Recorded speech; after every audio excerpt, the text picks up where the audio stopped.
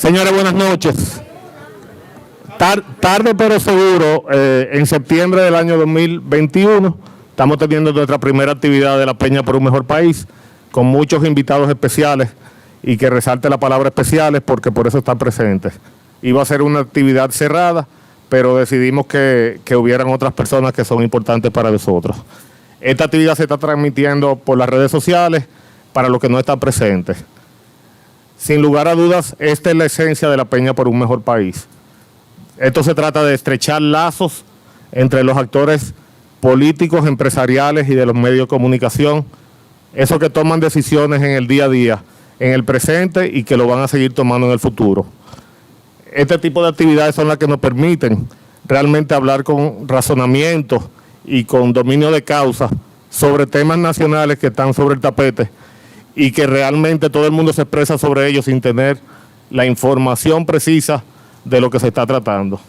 En la noche de hoy tenemos dos oradores muy especiales, Martín Bretón y Joel Santos, que sin duda yo creo que van a despejar todo tipo de dudas que tengamos acerca del sistema de pensiones. Así que con eso me retiro, buenas noches, y los dejo con Martín Bretón.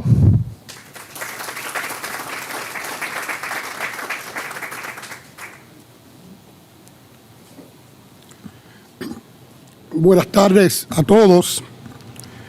Para mí es un placer estar hoy aquí y que los compañeros peñistas permitan que pueda compartir con ustedes algunas inquietudes referentes a los temas de actualidad con respecto al sistema dominicano de seguridad social.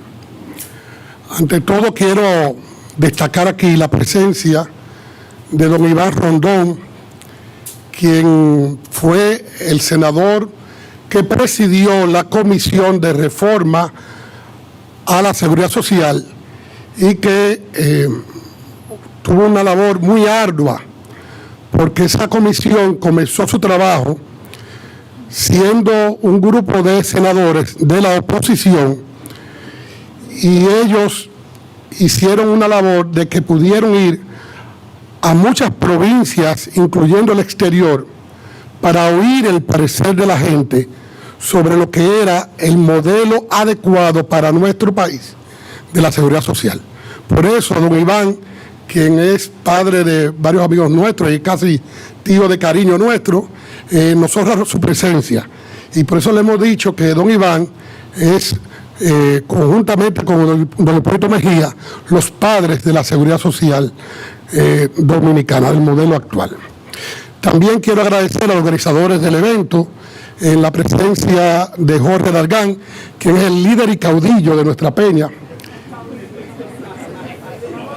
Igualmente al rector magnífico, don Miguel Fiallo, quien de forma abierta y muy diligente nos ha facilitado la instalación de la universidad. Muchas gracias a don Miguel. No sé, anda por ahí. Lo saludaron. Sin más, a mí me corresponde dar unas palabras introductorias, es decir, que no tengo una charla formal. Esto me libera de que yo puedo ser un poco más llano y hacer como si fuera entregar un aperitivo para el plato fuerte que viene detrás, que es la presentación de mi viejo amigo, colega, compañero, Joel Santos, que nos va a disertar sobre su ponencia, logros y retos del sistema de pensiones. Esta charla de hoy surge de una de las conversaciones constitucionarias que tenemos en la Peña, en la cual tratamos diversos temas, que por cierto, hoy se puso como medio rarón la conversación. Estaban los poetas inspirados. Y fruto de esa inquietud de varias personas de la Peña, surgió la necesidad de que podamos compartir ya un poco más formal un tema de tanta importancia como es la posibilidad o no de devolver parte de los ahorros que tienen los trabajadores en su cuenta individual para que ellos lo puedan disfrutar y así disminuir, y así tener recursos para supuestamente enfrentar la actualidad, pero al mismo tiempo implica una disminución considerable de lo que va a ser su futura pensión. Para estas palabras que voy a decir, voy a tratar, y tuve acceso a la presentación de Joel, una presentación muy completa. Voy a tratar de no abordar temas que él va a tratar en esa ponencia. Y quiero, como sabemos que no todo el mundo tiene el conocimiento, debido a que hay gente que sabe mucho más que yo de seguridad social. De hecho, ahí veo por ahí atrás viejos amigos míos que dirigen ARS, aquí veo personal de la AFP y gente del sistema. Posiblemente tengan un contacto, de hecho no posible, no, realmente tienen un conocimiento más acabado, porque además del conocimiento teórico que puedo tener yo, ellos tienen el conocimiento práctico del día a día trabajando en el sistema. Pero para los que no tienen ese conocimiento, yo quisiera hacer una pequeña introducción, lo más simple posible. Decirles que originalmente los sistemas de seguridad social surgen por mandato de los gobiernos para que empleadores y gobiernos aporten recursos para poder subsanar una serie de riesgos que tiene el trabajador en ocasión a estar en el trabajo o al perder el trabajo por edad avanzada. Esto que originalmente era con aporte de empleador y trabajador es lo que se denomina normalmente como seguro social. Posteriormente, ya diríamos, estas primeras normas surgieron en Alemania a finales del siglo XIX. Ya a mediados del siglo XX hubo un famoso informe de un ministro inglés, el ministro Beveridge, que estableció que además de las contribuciones que haga el mundo del trabajo, es decir, los trabajadores y el gobierno para atender los riesgos de la población trabajadora, el Estado debía aportar recursos para no solamente atender a los que están trabajando, sino a toda la población. Y entonces, a partir de ahí, es que se ha acuñado el término seguridad social, porque el seguro social habla de recursos limitados, empleador y trabajador, y seguridad social habla de recursos donde aporta a los trabajadores y el empleador recursos a través de una cotización del salario, pero además el Estado con el presupuesto nacional interviene para dar otros tipos, primero para completar, en caso de necesidad de personas específicas, completar algunos derechos no cubiertos por las partes, y además otorgar otros recursos, no solamente para trabajadores, sino también para personas no trabajadoras. En ese sentido, les puedo decir que hay un consenso de que, por mandato mismo de la OIT, hay nueve aspectos de la seguridad social.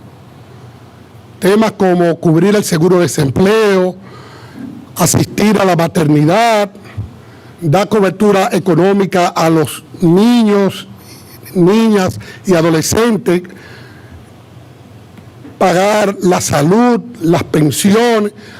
Hay 9, diríamos, criterios. Pero para la charla de hoy, nosotros nos vamos a limitar, y nos estamos limitando. También están los riesgos laborales. De hecho, los riesgos laborales de accidentes de trabajo y enfermedad profesional son muy importantes, porque los primeros seguros tienen que ver con los riesgos laborales. Pero en toda esta charla nosotros nos vamos... Joel puede hablar un poquito más de la pensión en sentido general, pero aquí vamos a hablar de los dos principales derechos, que son la salud y la pensión por vejez. En el caso de la salud, hay sistemas muy diversos.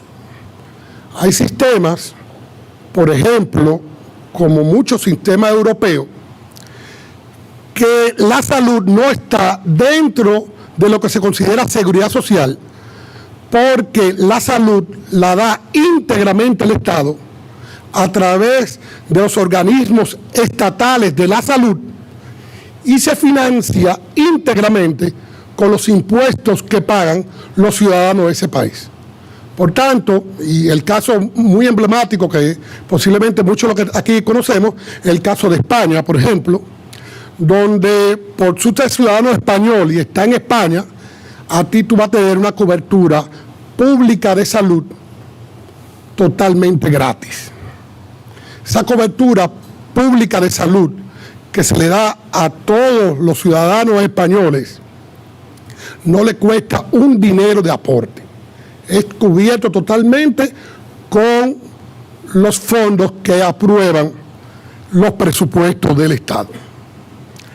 Esta forma de dar salud lo pueden hacer muchos países europeos que tienen una fortaleza económica que le permite poder implementar grandes presupuestos en temas de salud, lo que no pasa con países latinoamericanos. Por lo que, mucho antes de la Ley de Seguridad Social, cuando había Ley de Seguro Nuestra Vieja, la Ley de Seguro Nuestra Vieja contemplaba salud solamente, y hasta el año 90, solamente al trabajador que estaba afiliado. Ni siquiera a la esposa del afiliado, ni a los hijos del afiliado. Para que ustedes sepan, estamos hablando de una ley del 1934 hasta el 1990, solamente atendía a los trabajadores afiliados y a la maternidad. En la maternidad también ya ahí se permitía la atención de maternidad con la construcción de hospitales de maternidad.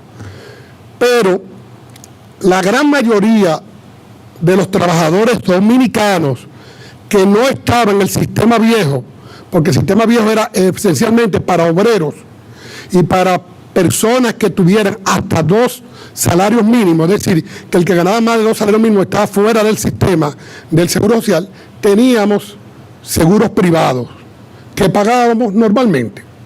Y así había en República Dominicana, en la parte de salud, antes de la llegada de la ley, teníamos un sistema público de salud dado por en aquel entonces Secretaría de Salud Pública y Asistencia Social, que por cierto, con un desastre, poco financiamiento, hospitales descuidados, sin ningún tipo de cobertura, totalmente desastroso.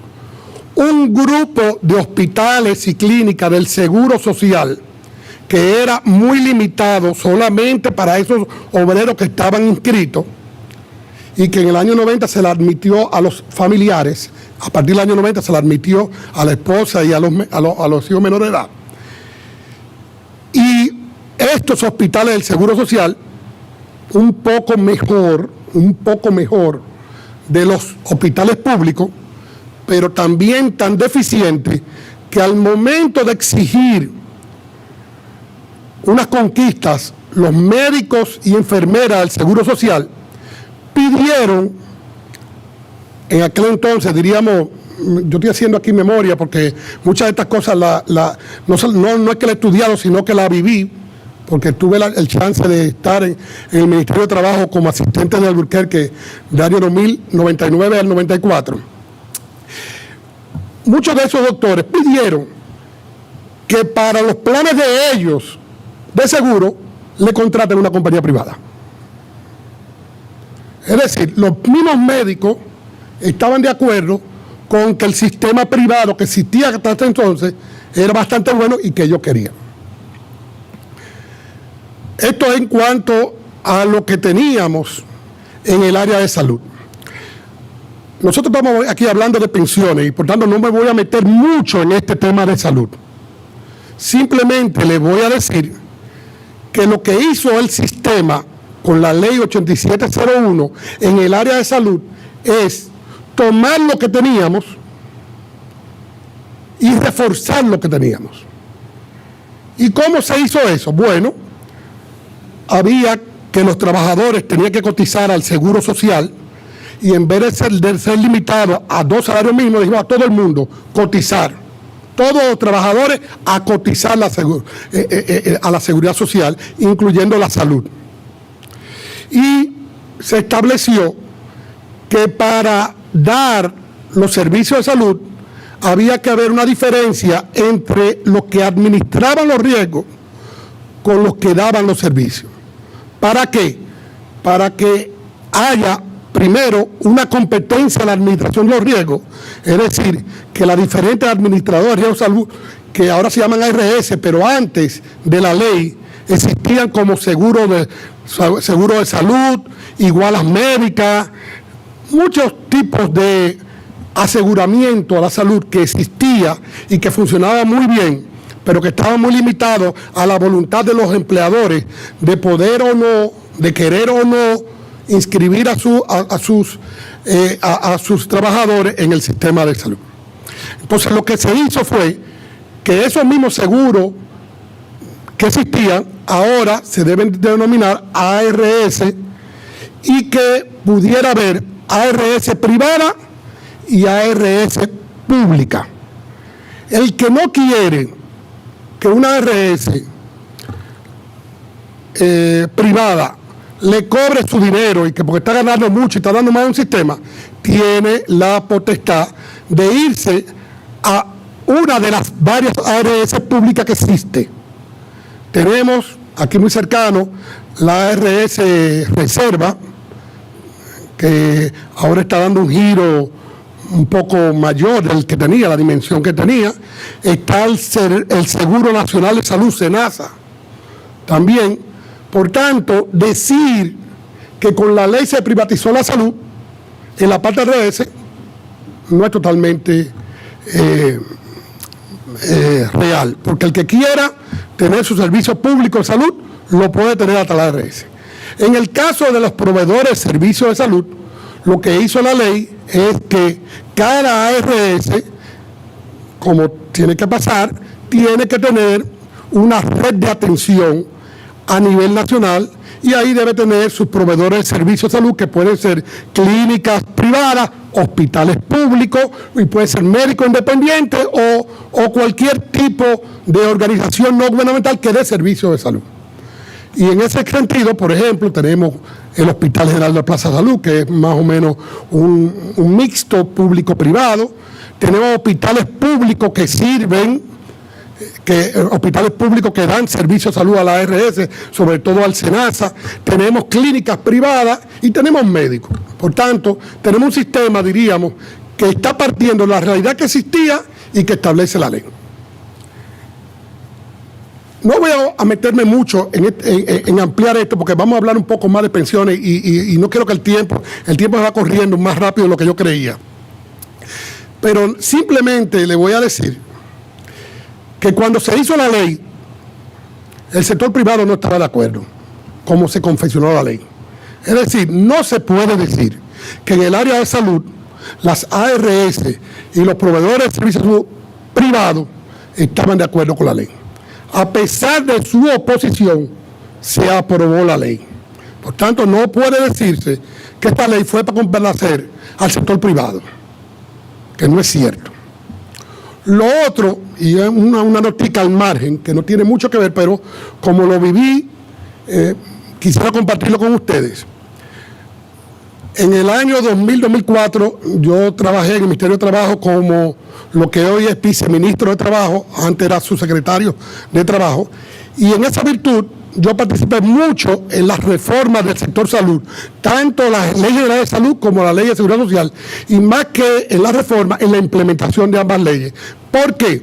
Porque fui el representante del Ministerio de Trabajo por ante el Consejo Nacional de Salud, presidí el Comité de Honorarios Profesionales y fui el representante del Ministerio de Trabajo por ante la Superintendencia de Salud y Riesgos Laborales en el momento que se estaba haciendo un posible plan básico de salud.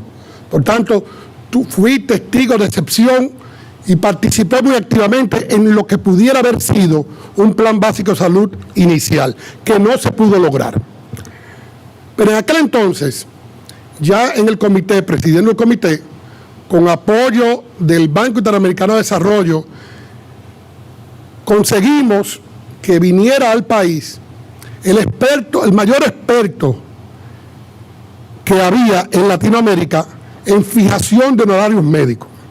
Ese mismo experto, que era un colombiano, que hizo el primer plan básico de Colombia. Tengo que decir que el modelo en salud que nosotros tuvimos asimiló mucho lo que se hizo en Colombia, y así lo han replicado varios otros países. Traímos al que más sabe de eso, que vino al país, y contratamos a un dominicano que le acompañara. Hicieron un levantamiento de lo que eran los honorarios profesionales en todo el sector médico privado de República Dominicana, incluyendo algunos públicos. Se averiguó lo que había en la Plaza de la Salud, en el seguro médico de los maestros, en todos los seguros e igualas médicas, y se contactó también a diferentes clínicas emblemáticas. Esto nos dio como resultado lo siguiente, y para no ampliarlo mucho. Después podemos hablar, si hablamos nada más de salud, que aquí hay personas que pueden hablar más, podemos hablar otros 2 horas, 3 horas de eso nada más. Pero les voy a hablar un poquito para que sepan dónde hay uno de los problemas del sistema. Para enero del 2004, nosotros hicimos un levantamiento, y la gran mayoría de los médicos, la media, por una consulta, cobraban 100 pesos. 75 pesos daba el seguro y 25 pesos daba el seguro médico o la iguala médica. 25 pesos daba el afiliado. Es decir, 75 pesos daba el seguro y 25 pesos el paciente. El que más daba, diríamos, la media,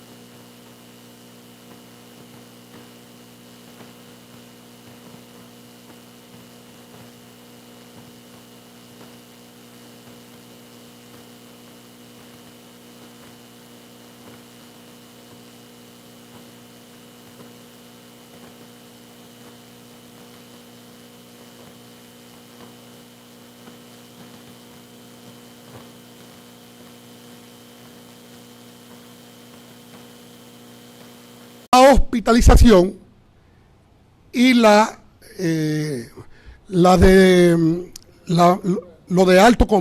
complejo, lo más complejo. Pero la más alta de todas, en teoría, en un buen sistema, debía ser prevención.